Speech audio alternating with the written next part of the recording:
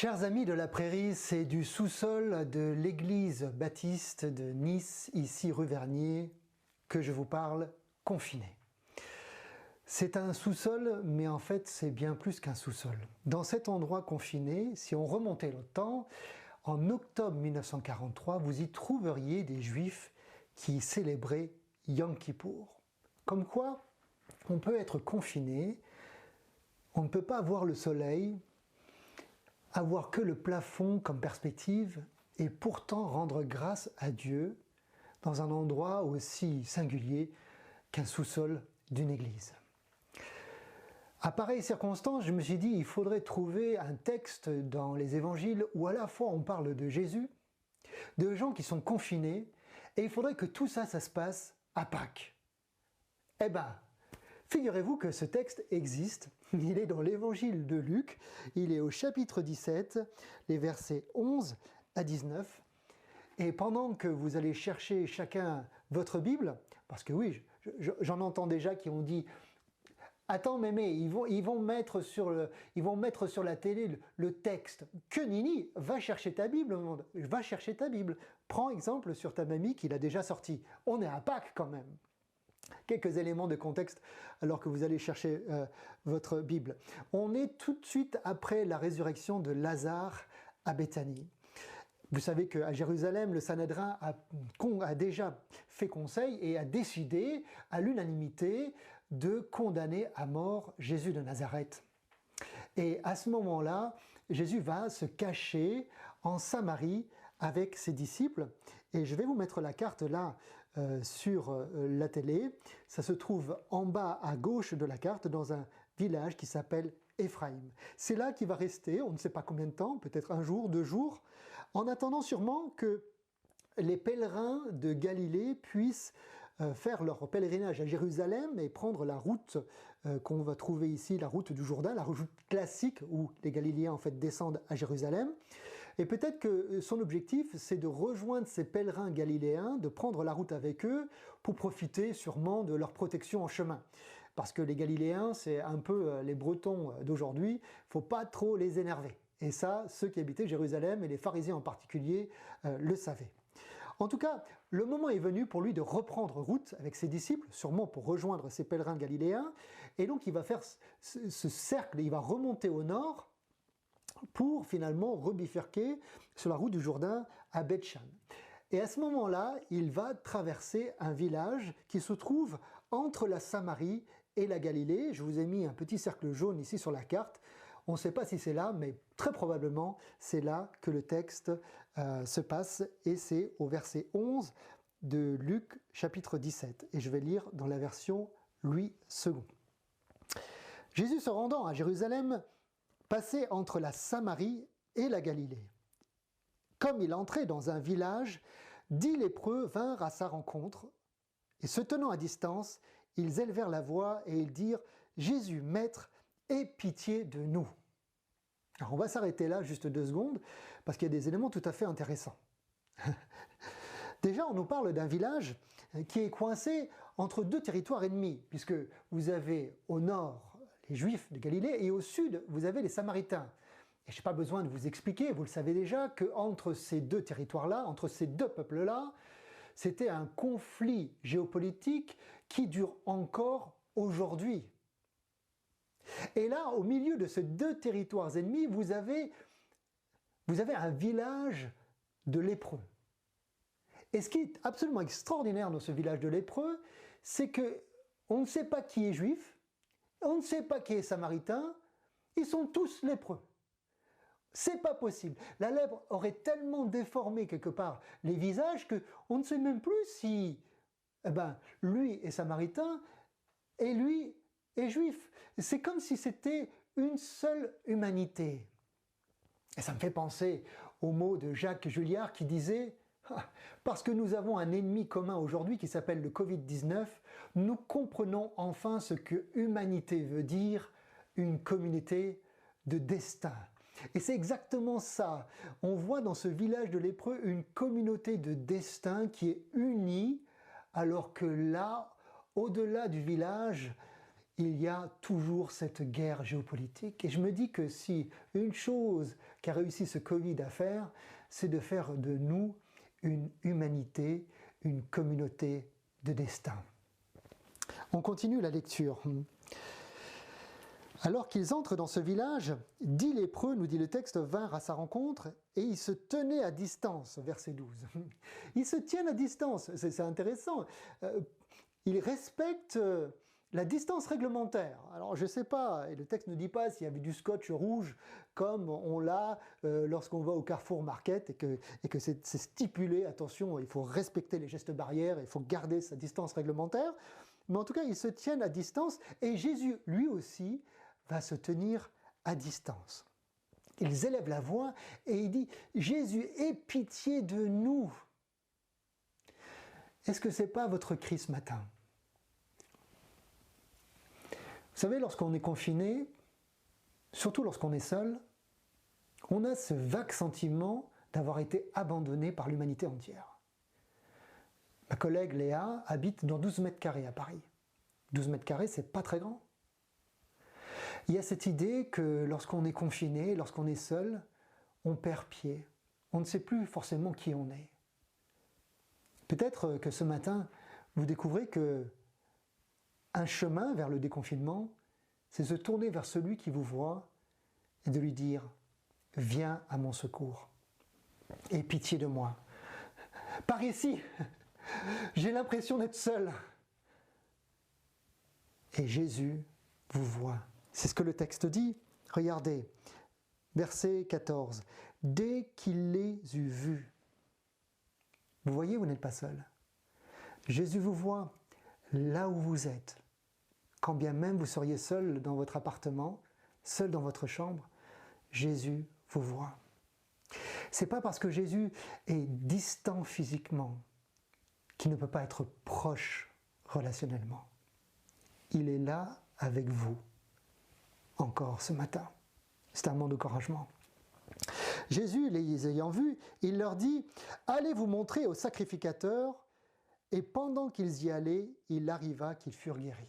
Alors pour comprendre cette histoire-là, il faut remonter un petit peu dans l'Ancien Testament, dans le livre de Lévitique au chapitre 13 et au verset 14. Alors je ne vais pas tout lire, c'est un peu épais si vous voulez prendre le temps aujourd'hui de relire ce passage. Dans le livre du Lévitique au chapitre 13 et 14, on y trouve les prescriptions pour ce qu'on appelle le jour de la purification. Grosso modo, si vous êtes atteint de la lèpre, vous êtes confiné, comme nous aujourd'hui on est confiné. Et pour sortir du confinement, pour être déconfiné, il faut être inspecté par un sacrificateur. Le sacrificateur, c'est un peu le médecin à la blouse blanche de l'époque. C'est lui qui va inspecter la plaie de la lèpre, et si elle est guérie, à ce moment-là, il vous dit « Vous êtes guéri, vous êtes pur, vous pouvez rejoindre vos amis et vos proches. » En substance, Jésus leur dit « Allez vous montrer au sacrificateur parce qu'aujourd'hui c'est le jour de la purification. » C'est extraordinaire. Sauf que, au moment où il leur dit, ils ont toujours lépreux. C'est incroyable. Il leur dit d'aller se présenter au sacrificateur alors qu'ils ne sont pas purs. Et pourtant, ces 10 lépreux font tous le choix de l'obéissance. Et en chemin, le miracle se produit et ils sont guéris. Alors pour ceux qui connaissent bien les évangiles, ce n'est pas la première fois que Jésus nous demande et va demander à quelqu'un de faire un pas de foi, de croire pour comprendre ou de croire pour voir le miracle s'accomplir. On l'a vu dans l'exemple des noces de Cana, c'est lorsque les serviteurs obéissent à ce que Jésus dit que l'eau se transforme en vin, en chemin.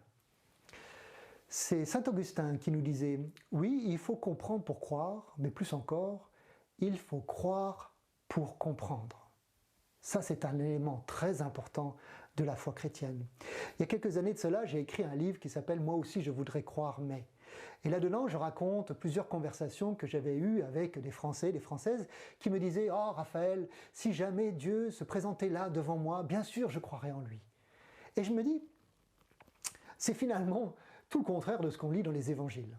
Parce que, de un, Dieu était présent en Jésus, et c'est pas pour autant que les gens croyaient en lui, et de deux, plus il faisait des miracles, plus les gens étaient sceptiques. Je crois que finalement, le chemin de la foi qui nous amène à Jésus, c'est de croire pour comprendre.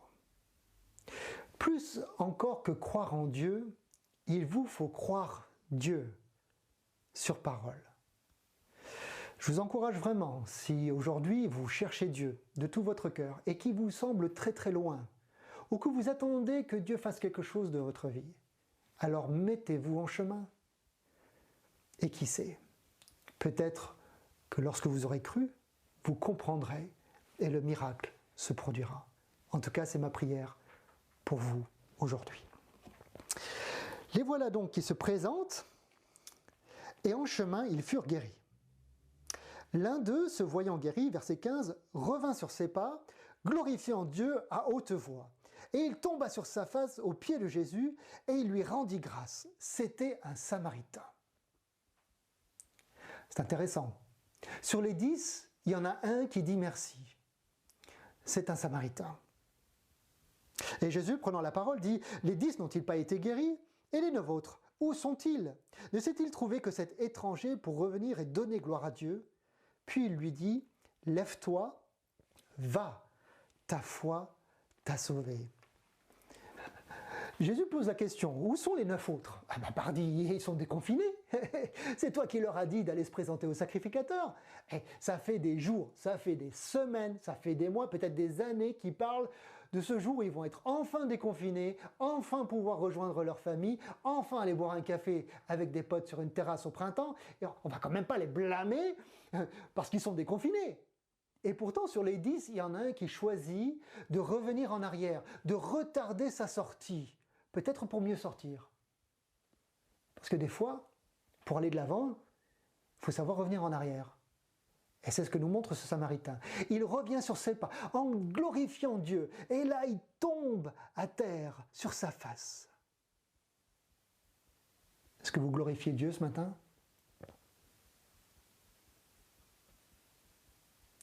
Et Jésus lui dit, va, lève-toi, ta foi t'a sauvé.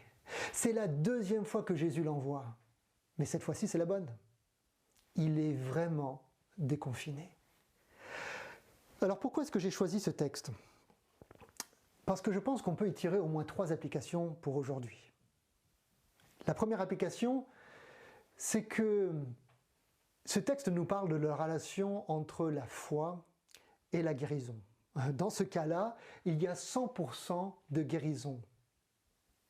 Et on pourrait se dire, il suffit d'avoir la foi, il suffit de croire en Dieu pour être guéri. Comme ce que l'on entend sur certains réseaux sociaux ou à cause de Psaume 91, on nous dit c'est la volonté de Dieu que tu sois guéri du coronavirus. Et si tu avais assez de foi, alors il te guérirait et le virus ne pourrait pas te toucher. J'ai beaucoup apprécié les mots de Samuel Peter Schmidt cette semaine, lorsqu'il disait, et je le cite, « Si je suis là aujourd'hui, je n'ai pas plus de mérite que mes amis qui sont morts. Ils avaient la même foi que moi. Il y a une approche de la foi aujourd'hui, dit-il, qui me semble présomptueuse et qui pour moi est clairement le résultat d'un manque de connaissance de qui est Dieu. Il nous faut revenir à beaucoup d'humilité. » La Bible nous dit « Pleurez avec ceux qui pleurent et réjouissez-vous avec ceux qui se réjouissent. » Que dans ce temps où nous sommes confinés, nous puissions pleurer avec ceux qui pleurent et nous réjouir avec ceux qui se réjouissent.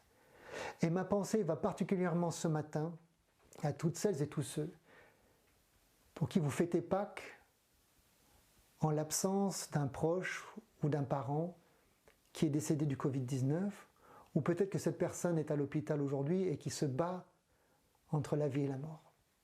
Peut-être qu'aujourd'hui, pour vous, fêter Pâques, qui symbolise la victoire de la vie sur la mort, c'est incongru, j'en conviens.